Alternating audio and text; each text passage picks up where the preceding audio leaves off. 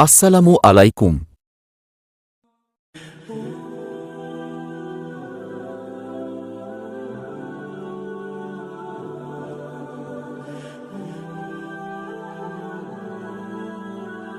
প্রশ্ন: মেয়েদের পর্দা বা হিজাবের শর্তগুলো কি কি? উত্তর: ১.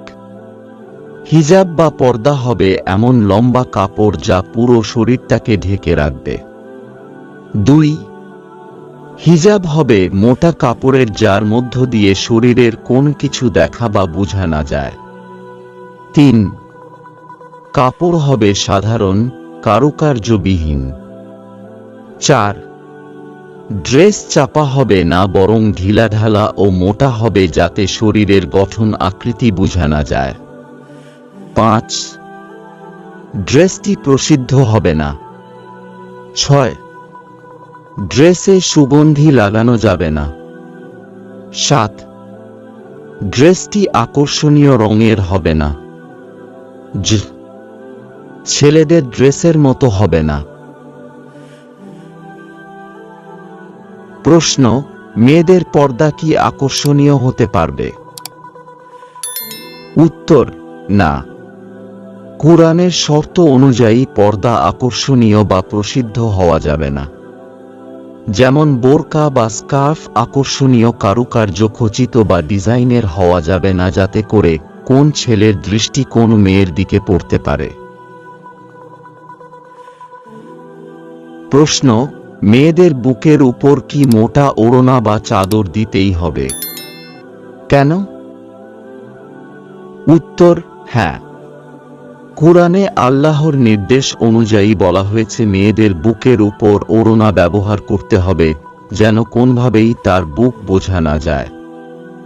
আল্লাহ বলেন, আর মুমিন মেয়েদের বলে দাও তারা যেন নিজেদের চোখ বাঁচিয়ে চলে, লজ্জাস্থানের হিফাজত করে এবং রূপ সৌন্দর্য প্রদর্শন না করে চলে, তবে যা এমনিতেই প্রকাশ হয়ে পড়ে তা ছাড়া।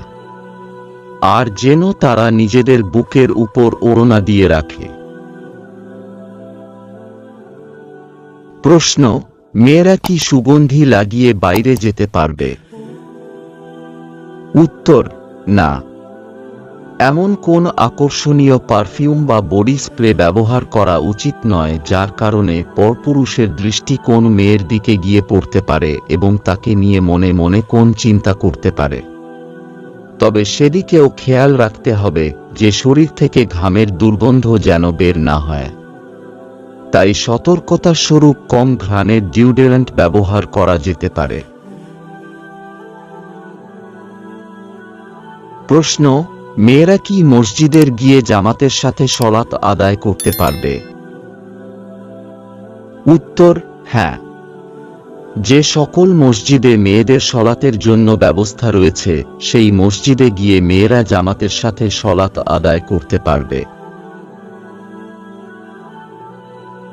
প্রশ্ন: মেয়েরা কি পরচুলা বা কৃত্রিম চুল ব্যবহার করতে পারবে? উত্তর: না। ওই মেয়ের প্রতি আল্লাহর অভিশাপ যে পরচুলা লাগায়। ওই মেয়ের প্রতিও আল্লাহর অভিশাপ যে পরচুলা প্রস্তুত করে।